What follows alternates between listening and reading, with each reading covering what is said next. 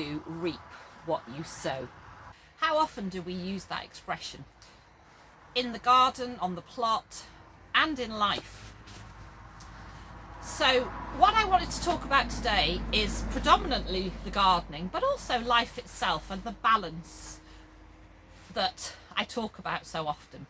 So we need to keep that work-life balance, but then when we put work to one side and we're doing the life bit, we also need to balance the things that we enjoy doing. And those of you that know me will know I have been struggling with my mental health, and coming out here and gardening and doing all the things that I love, so walking and paddleboarding and swimming and camping, enjoying the land here on the farm and my horses and the dogs and all the animals. But it's a bit of a juggling act. And over the last 12 months, I haven't put as much into my gardening as I have into other elements of life. So initially work was taking over. And then when I was at home, I have been doing a lot of wild swimming and getting out, but I've done an awful lot less here. And I've been reflecting and having a little think about that. So I've been reflecting on my really productive years, and with gardening you can put a lot in or a little in, but the years where I've really put lots of time and energy into my sowing and growing, so it's not just sowing those seeds, is it, and getting to the potting on and then the planting out stage. That's when the work begins. So we really do need to be weeding and feeding and looking after things and crop rotating and successional sowing to really get those good harvests, looking out for bugs and critters and dealing with them appropriately, and of course using our companion planting. So I just wanted to have a little look at the difference between this year, and I have recently shown you my little most recent harvest, but I really haven't had that much this year. So, you know, I've had one decent squash compared to years where I've had wheelbarrows full of them. I've had no onions compared to years where I've had so many I've barely known what to do with them. And I've grown such a variety. So, oh, hello. Sorry, didn't know. That's all right, I'm just doing some videoing. Hi, Rouge Live. Hi, Grace. So instead of feeling disheartened, you know, I've nobody to blame but myself. I've still enjoyed, so this year I just really have concentrated on growing in the polytunnel because the space was clear. I'd cleared it at the end of the season. I did a little bit of tidying at the start of the season, and I focused on growing in there so that I could get back on top slowly of the rest of the plot. And I'm really looking forward to spring when I can start having a more productive year again. And I'm going to show you some footage of my really good year. So I'll show you a little bit from last week's video just as a recap, and then we'll have a look at various footage over the last 6 years.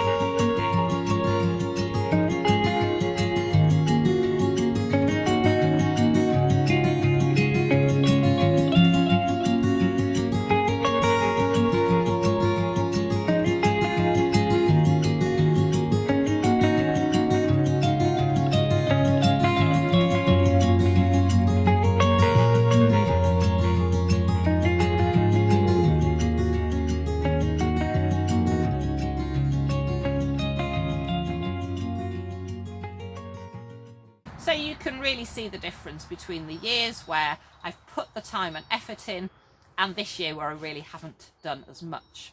But going back to reaping what you sow and balance, it doesn't mean that I haven't done some really great things.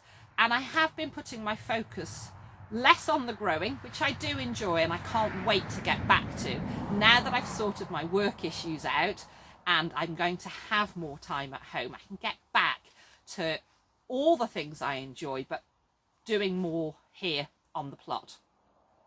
But what I have been doing is I've been out camping and adventuring. I've been wild swimming. I've been paddleboarding. I've been socialising.